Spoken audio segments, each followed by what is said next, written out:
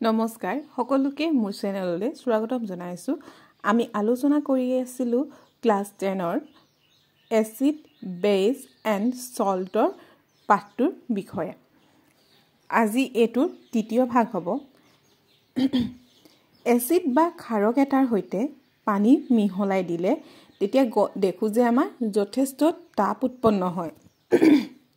হেয়ে পানীত এসিড বা ক্ষাৰক দ্ৰৱীভূত কৰা প্ৰক্ৰিয়াটো অতিশয় তাপবৰ্জী প্ৰক্ৰিয়া বোলা হয় আৰু খুব সাৱধানে মিহলাব লাগে পানীটো যাতে তোমালোকৰ হাতত বা গাত এসিড বা ক্ষাৰকটো নপৰে। এসিড বা ক্ষাৰকৰ দ্ৰৱটো কিমান তীব্ৰ হয় আমি এতিয়ালৈকে এসিড আৰু ক্ষাৰক কিদৰে চিনাক্ত কৰিব পাৰো সেই বিষয়ে শিকিলো। এতিয়া আমি জানিম এসিড বা ক্ষাৰকৰ দ্ৰৱটো কিমান তীব্ৰ সেই বিষয়ে। এসিড আৰু ক্ষাৰকৰ দ্ৰৱটো তীব্ৰতা চিনাক্ত কৰিবলৈ pH নামৰ এবিধ স্কেল ব্যৱহাৰ কৰা হয়। পদাৰ্থবোৰৰ অলপমান অংশ অকমান দি পৰীক্ষা কৰা হয় কোনটো ৰঙলৈ পৰিৱৰ্তন হৈছে আৰু ইয়াৰ pH ৰ ভ্যালু কিমান তোমালোকৰ কিতাপটো আৰু মই ইয়াত দি দিছো pH স্কেলডাল কেনেকুৱা ধৰণৰ ৰঙৰ থাকে তাত ভ্যালু কিছুমান থাকে। দ্ৰৱ এটাৰ হাইড্ৰোজেন আয়নৰ গাঢ়তা পৰিমাপনৰ বাবে এবিধ স্কেল উদ্ভাৱন কৰা হৈছিল। pH ৰ p-টোৱে জাৰ্মান ভাষাৰ পটেন্স শব্দটোৰ পৰা আহিছে। ইয়াৰ অৰ্থ হ'ল ক্ষমতা পাৱাৰ। pH স্কেলৰ 0 ৰ পৰা 14 লৈকে মান থাকে। pH ৰ মান যদি 7 হয় তেতিয়া গম পাম যে আমাৰ বস্তুটো প্ৰখমা অৱস্থাত আছে। আকৌ যদি 7 ৰ পৰা 0 লৈ অৰ্থাৎ আগবাঢ়ি যায় 7 ৰ বাওঁহাতে থকা সংখ্যাবোৰৰ ফালে যদি আহে তেতিয়া আমি গম পাম হেয়া আম্লিক হয়। আৰু উদাহৰণ স্বৰূপে যদি চাও 6 যদি পাও pH ৰ মান যদি আমি 6 পাও তেতিয়া হলে কম আম্লিক, 5 হলে 6তকৈ অলপ বেছি আম্লিক, 4 হলে 6 আৰু 5তকৈ বেছি আম্লিক আৰু 0 পালেটো আটাইতকৈ বেছি আম্লিক। ঠিক তেনেকৈ 7 ৰ পৰা যিখিনি হুহাতে আছে সেইখিনিয়ে আমাক কি বুজায় 14 লৈকে ক্ষাৰকীয় থকাটো বুজায়। অৰ্থাৎ 8 হলে আমাক কম ক্ষাৰকীয় হ'ব, 9 হলে 8তকৈ বেছি আৰু এনেকৈ গৈ থাকিব 14 হলেটো আটাইতকৈ বেছি ক্ষাৰকীয় হ'ব।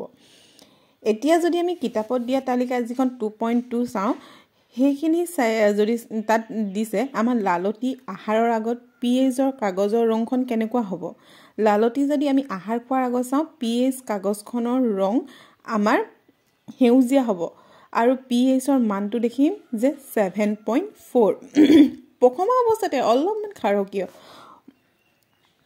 আকৌ খোৱা পাছত যদি লালতিৰ pH কাগজৰ ৰংটো চাও তেতিয়া দেখিম pH খন ৰংটো কেনেকুৱা হৈ যাব হালধীয়া আৰু pH ৰ মানটো হ'ব 5.9 অৰ্থাৎ 7তকৈ কম গতিকে ই আম্লিক হ'ব।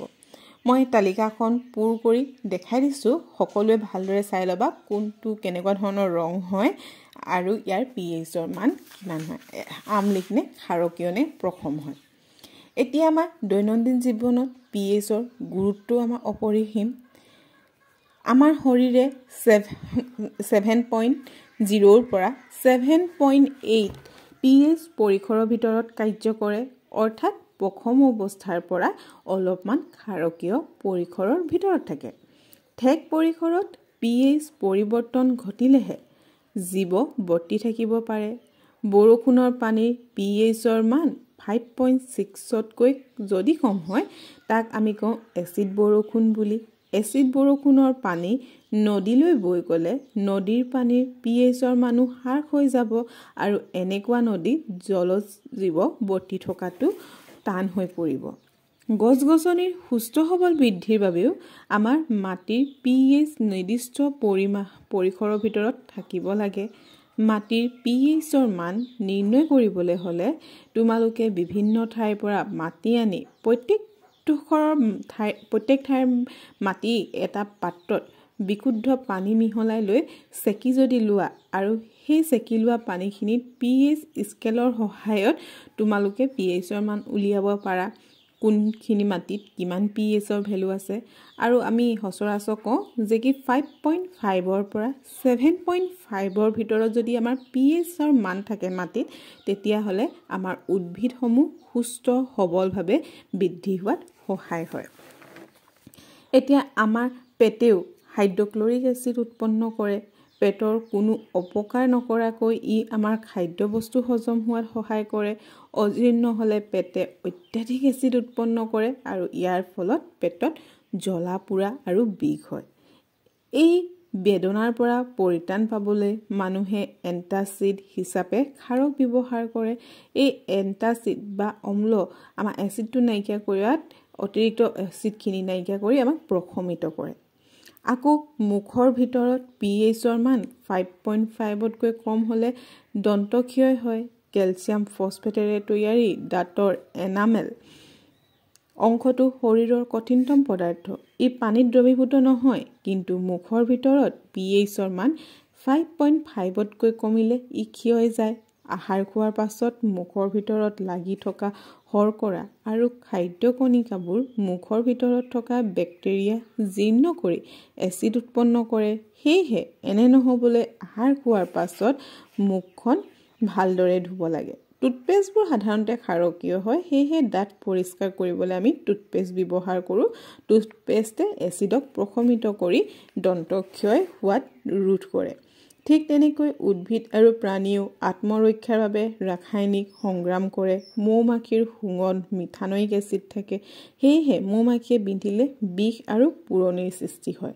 সেই স্থানত যদি আমি বেকিং সোডাৰ দৰে মৃদু ক্ষাৰক ব্যৱহাৰ কৰি দিওঁ বিষৰ পৰা সকাহ পাম প্ৰাকৃতিকভাৱে পোৱা কেইবিধমান এসিড হৈছে ভিনেগাৰত আমাৰ কি থাকে এচিটিক এসিড কমলা টেঙাত থাকে সাইট্ৰিক এসিড তেতেলিত থাকে টাৰ্টাৰিক এসিড বিলাহীত থাকে অক্সেলিক এসিড দৈত থাকে লেক্টিক এসিড নেমু টেঙাত থাকে সাইট্ৰিক এসিড পৰুৱাৰ শুঙত মিথানয়িক এসিড চুৰাটৰ শুঙত মিথানয়িক এসিড থাকে ভিডিওটো ভাল লাগিলে লাইক শেয়াৰ এণ্ড সাবস্ক্ৰাইব কৰিবলৈ নাপাহৰিবা থ্যাংক ইউ